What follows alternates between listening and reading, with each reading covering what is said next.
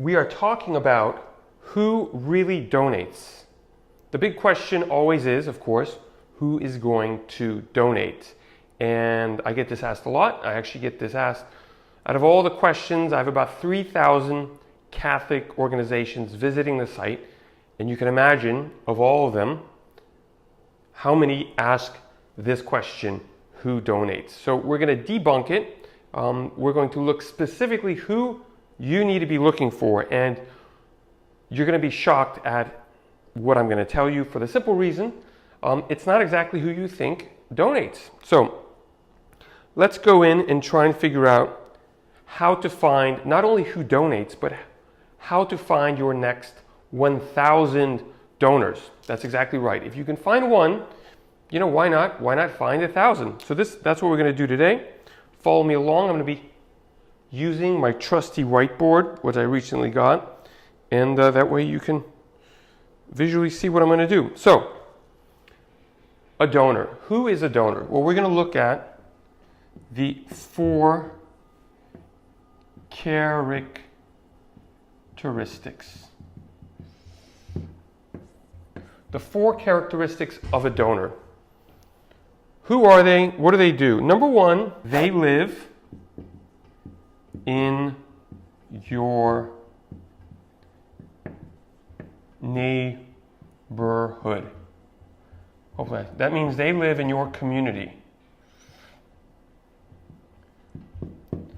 Earlier this week, I got an email from somebody who says, look, I don't live in a rich place. I don't have anyone to ask. Nobody has money. Well, and in fact, you want to be in areas of either lower or middle income. This whole idea that donors are only, people with a lot of money is false. So you don't need to be in a very rich neighborhood, a very rich community. You don't need to go at an affluent church. They're all around you. And statistically, people who have a lower income actually donate a whole lot more. So they might not be donating large sums of money, but what they are doing is they're donating this a whole lot more times. So that means the pool of donors is much bigger because number 1, people with lower income or middle income donate more frequently, also volunteer a whole lot more than people with higher incomes.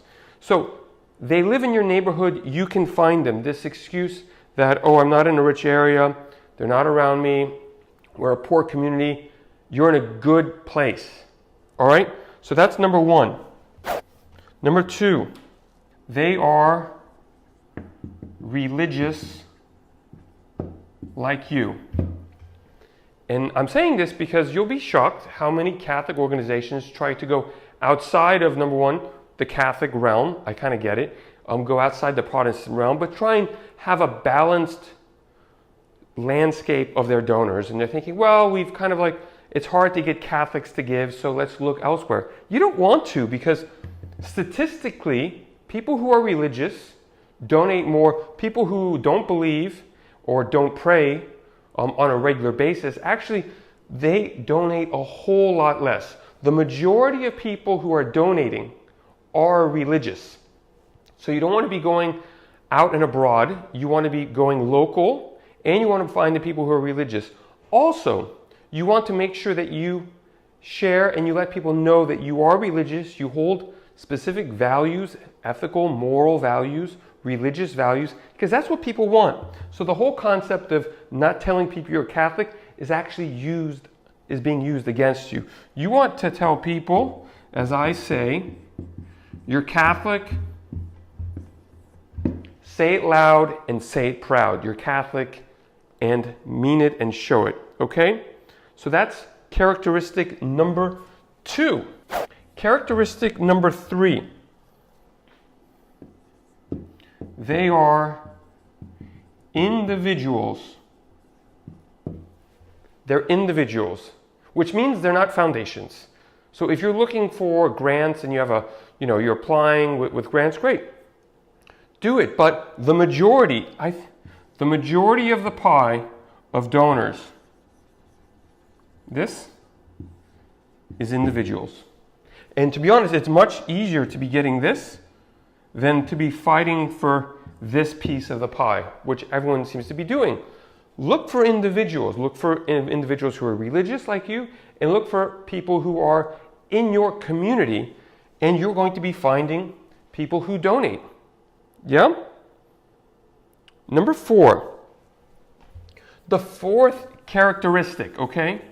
The fourth characteristic is very, very important, but they have an affinity to your mission, your cause. They like what you do. They like who you're helping. They like how you do it. So that means people have to know what you're doing. So if you're going around and all you're doing is asking people for money without telling them what your mission is, you are probably not going to get as many donations. So I want you to be going out and sharing your mission, because the fourth characteristic is they like your mission. So, conclusion. I want you really to capture this. Conclusion.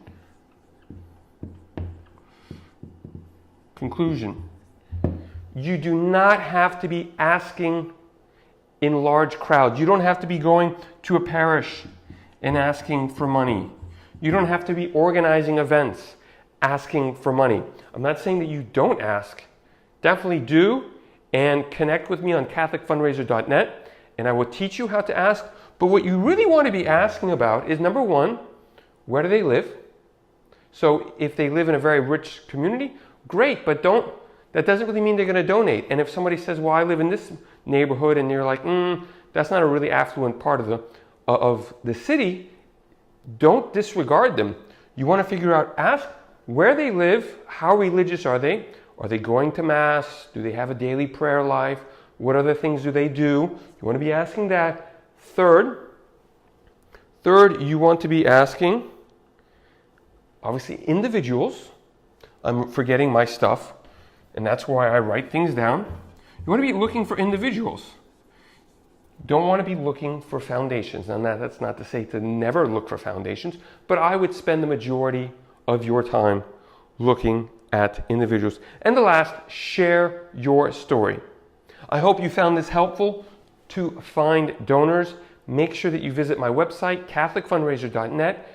Also, share this with a friend. Share this with a religious community, a religious person that you know, a parish, a priest, a bishop, a cardinal, even Pope Francis, because we all know with a little bit more knowledge on how to fundraise, you can go a whole lot further. God bless you, and see you next week. If you enjoyed this video on fundraising, make sure to subscribe. Right over there, it's going to be somewhere. Also, if you just enjoyed the scenic views of Catholicism in France, make sure to subscribe as well. And just follow me along on learning how to fundraise and seeing the beauty of Catholicism in the south of France. Cheers. Santé.